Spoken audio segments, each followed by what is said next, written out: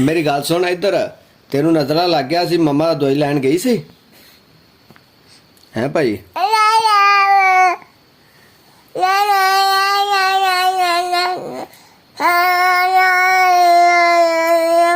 injection लगा दवाई दी सी doctor ने अच्छा तो फिर तू ना बाहर जाया कर ठंड हैगी बाहर हैं तू बाहर ना जाया कर क्यों भाई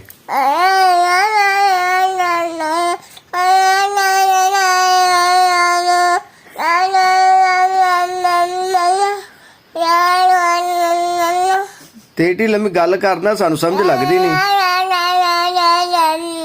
निक्की जी गल हुंदी तू एडी लम्मी कर देना है भाई एडी लम्मी तू गल कर देना